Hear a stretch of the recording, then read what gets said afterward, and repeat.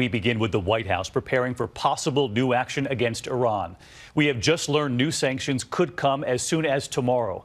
The news comes just 24 hours after the White House said we are officially putting Iran on notice. The president today saying nothing is off the table. He also did not rule out possible military action. All of this comes amid news about relations with another country. A phone call between President Trump and the Prime Minister of Australia, a longtime ally. The phone call reportedly ending swiftly. But we begin with those breaking developments on Iran tonight, and ABC's chief White House correspondent, Jonathan Karl. Tonight, President Donald Trump is turning up the heat on Iran and preparing to impose new sanctions after Iran tested a ballistic missile. President Trump, military action off the table in Iran? Nothing's, honestly, nothing is off the table. This comes just one day after National Security Advisor Michael Flynn issued this warning to the Iranians. As of today, we are officially putting Iran on notice. Thank you. And as the U.S. confronts that foe, the president is defending an angry phone call he had with one of America's closest friends, Australia. When you hear about the tough phone calls I'm having, don't worry about it. The president was talking about a tense phone call Saturday with Australia's Prime Minister Malcolm Turnbull. On the call, Trump slammed an agreement Australia made with President Obama to settle about 1,200 refugees in the United States. The refugees fled Afghanistan, Iran, Iraq, and other countries and are currently in detention centers on islands north of Australia.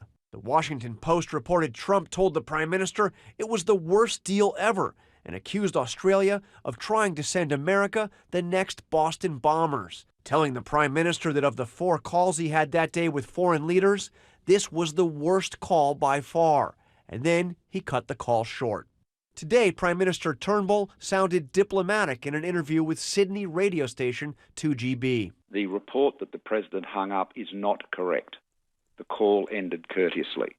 And as far as the nature of the discussion, it was very frank and forthright. But this morning, Trump was still at it, tweeting that the refugee deal with Australia was dumb. We're taken advantage of by every nation in the world virtually. It's not going to happen anymore. It's not going to happen anymore. Some Americans were mortified. Well, I called the Australian ambassador to reinforce to him our commitment to Australia and our relationship. Even Bruce Springsteen played diplomat. Performing in Melbourne, he apologized. All right, we stand before you, embarrassed Americans, tonight. Even mocking the reported abrupt end of the presidential phone call. Don't hang up, oh no, pretty darling baby, don't hang up. At today's White House briefing, we tried to ask about it. Sean, why is the president picking a fight with Australia? Sean, why is the president picking a fight with Australia of all countries?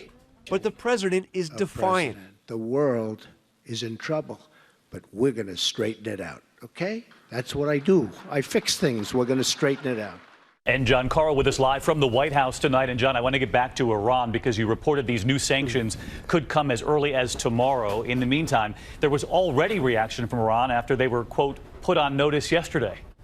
An advisor to Iran's supreme leader, David, said, quote, Iran does not need permission from any country to defend itself. And as for that tense phone call with the Australian Prime Minister, we just learned that the Australian ambassador to the United States was here at the White House today and met with Reince Priebus, the chief of staff, and Steve Bannon, the chief strategist, and that the two men conveyed the president's, quote, deep admiration for the Australian people. All right. Jonathan Karl leading us off from the White House. John, thank you.